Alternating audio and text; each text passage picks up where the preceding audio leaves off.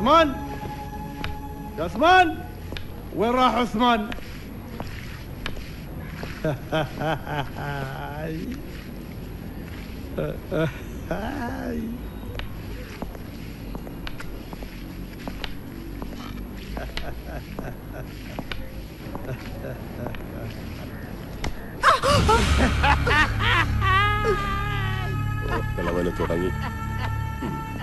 عثمان ايش سوي سفر ready ബാബ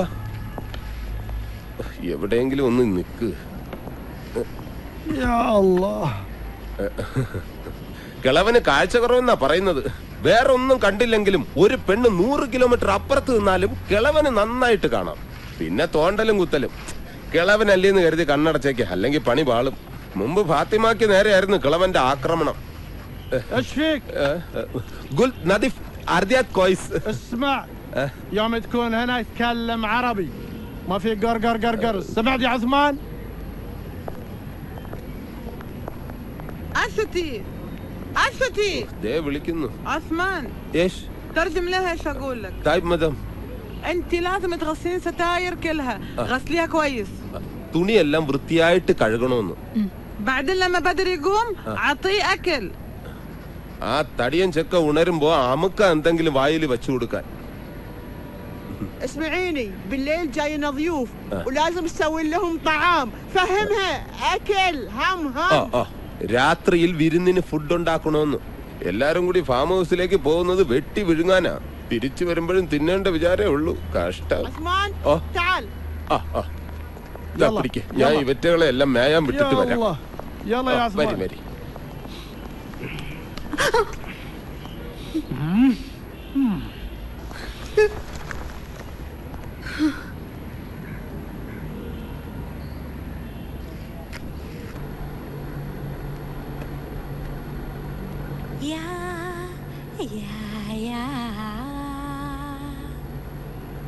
Narik menarik suara, narik suara bersama. Dayung, dayung, dayung, dayung sampan. എന്താ നിർത്തിയത്? Why stop? എല്ലാരും പോയി. All go. Sing. You sing. അയ്യോ ഞാൻ സിംഗൂല ഞാൻ നോ സിംഗ് യു സിംഗ് എന്റെ ഒരു കൂട്ടുകാരന്റെ അളിയനെ യൂസ്മാൻ നാളെ തിരിച്ചു പോകും സൗദിക്ക് ചെന്നോടനെ വിസ ശരിയാക്കാന്നാ പറഞ്ഞ ആദ്യം ചിലപ്പോ എന്തെങ്കിലും ചെറിയൊരു ജോലിയായിരിക്കും പിന്നെ അവിടുത്തെ ലൈസൻസ് എടുക്കണം വല്ല ട്രക്ക് ഓടിക്കാൻ പറ്റിയ ഇഷ്ടം പോലെ വരാന്ന് ഉസ്മാൻ പറഞ്ഞ എങ്കിൽ 2-3 കൊല്ലം കൊണ്ട് നമ്മുടെ ഇവിടുത്തെ പ്രശ്നങ്ങളൊക്കെ തീരും നീ എന്താ ഒന്നും മിണ്ടാത്ത അച്ഛന്റെ ചികിത്സയും താഴെയുള്ളവരുടെ പഠിപ്പൊക്കെ ഇവിടെ തന്നെ എടുത്താ പൊങ്ങാത്തത്ര ഭാരമുണ്ട് അതൊന്നും പോരാണ്ട് മരിക്കണേന് മുമ്പ് എൻ്റെ അച്ഛൻ ഉണ്ടാക്കി വെച്ച കടവും എൻ്റെ വീട്ടിലെ പ്രാരാബ്ദം കൂടി എടുത്ത് തലയിൽ വെച്ചു ഏട്ടൻ അല്ലേ സാരമില്ല നീ എന്റെ വീട്ടിലെ പ്രാരാബ്ദം നിന്റെ വീട്ടിലെ പ്രാരാബ്ദം എന്നൊന്നും വേർതിരിച്ച് കാണണ്ട നമുക്കൊക്കെ ഒരുമിച്ച് തീർക്കാം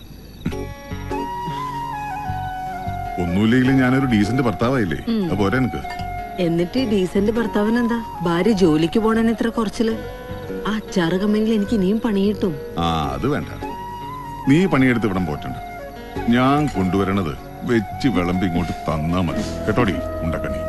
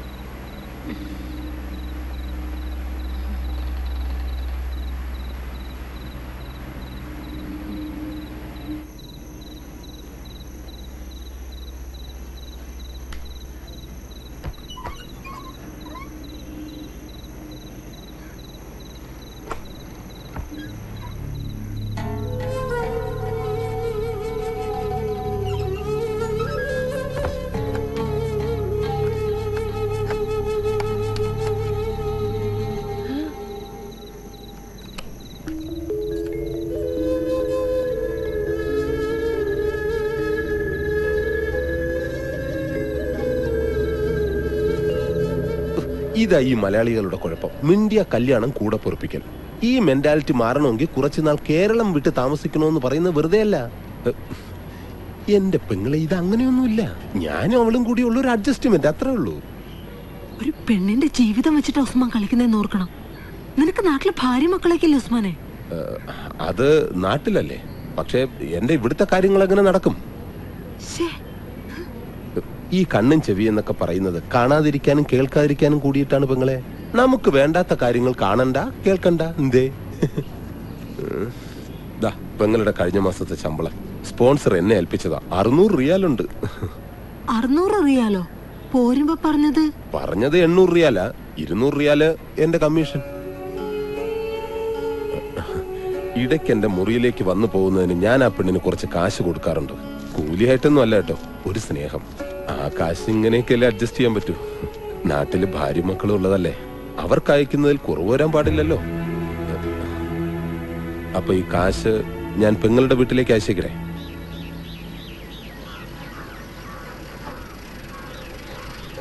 അമ്മേ വേഗം വാ, കത്തുണ്ടെന്ന് തോന്നണു. ചേച്ചിയുടെ കത്താണോ മോളെ? അല്ല, കുറിക്കമ്പനിന്നാ. തവണ മുടങ്ങിയത് വേഗം അടയ്ക്കാൻ. ഈശ്വര, എന്റെ മോക്ക് എന്താ പറ്റിയേ?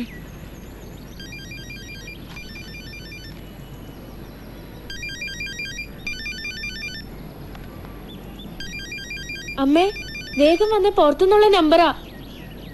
ഹലോ ഹലോ, അശ്വതിയുടെ വീടല്ലേ? അതെ, ആരാ സംസാരിക്കുന്നേ? ഞാൻ സൗദിന്നാ. എനിക്ക് അശ്വതിയെ പറ്റിയിട്ടുള്ള ചില വിവരങ്ങൾ അറിയാനാ. സൗദിന്നാ? ഹലോ, ആരാ സംസാരിക്കുന്നേ? എന്റെ മോൾ എവിടെയാ? അവളെന്താ വിളിക്കാത്ത? അശ്വതിയുടെ അമ്മയല്ലേ? അശ്വതി നാട്ടിലോട്ട് അവസാനമായി വിളിച്ചത് എപ്പോഴായിരുന്നു? അയ്യോ, അവക്ക് എന്താ പറ്റിയത്? എന്റെ മോടെ ശബ്ദം കേട്ടിട്ട് ഇപ്പൊ മാസം 5 ആഴ്ചയിൽ ഒരിക്കൽ ഇവിടേക്കും അവിടെ ഭർത്താവിന്റെ വീട്ടിലേക്കും ഉടങ്ങാതെ വിളിച്ചോണ്ടിരുന്ന കുട്ടിയെ 2 മാസം കൃത്യമായിട്ട് പൈസ അയച്ചോണ്ടിരുന്നു. ഇപ്പൊ വിളിയുമില്ല, കത്തുമില്ല. അവളുടെ നമ്പറിലേക്ക് വിളിച്ചിട്ട് കിട്ടുന്നുമില്ല. എന്താ എന്റെ മോക്ക് പറ്റിയേ? ആരാ നിങ്ങള്? ഞങ്ങൾക്ക് അവിടെ കാശും പണം ഒന്നും വേണ്ട. ജീവനോട് അവളെ ഒന്ന് കണ്ടാൽ മാത്രം മതി.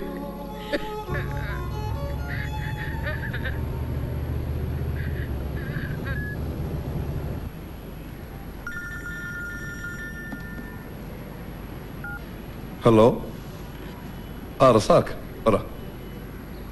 അതെയോ, വിളിച്ചോ? എന്താ അവരുടെ ഭാഗത്തുനിന്ന് റിയാക്ഷൻ? അതെയോ, ഇവിടുത്തെ പത്രത്തിൽ വാർത്ത വന്ന കാര്യം താൻ അറിയിച്ചോ? 5-6 മാസമായിട്ട് യാതൊരു വിവരമില്ലാത്ത മകളെ പറ്റി ഇങ്ങനൊരു വാർത്ത വന്നിട്ടുണ്ടെന്ന് ഞാൻ എങ്ങനെയാ പറയാ? എന്തായാലും നാളെ ഞാൻ ബുറൈദ് വരെ പോകുന്നുണ്ട്. സ്പോൺസറുടെ വീട്ടിൽ കയറി നേരിട്ട് അന്വേഷിച്ച് കളയാം. അന്വേഷണ റിപ്പോർട്ട് അപ്പം അറിയിക്കാം. സൺഡേക്കോളം തികച്ചില്ലെങ്കിൽ തന്റെ പണി പോകുന്ന കേസല്ലേ? റസാഖെ, 3 കോളം 4 സെന്റിമീറ്റർ തേക്കാൻ പറ്റിയ ഒരു വാർത്ത കൂടി കിട്ടുമോ? വിചാരിച്ച പരസ്യം വന്നില്ല. ഞാനൊരു ചാന്ത് ഭാഷയെ പറ്റി പറഞ്ഞില്ലേ, അത് കൊടുത്തോളൂ.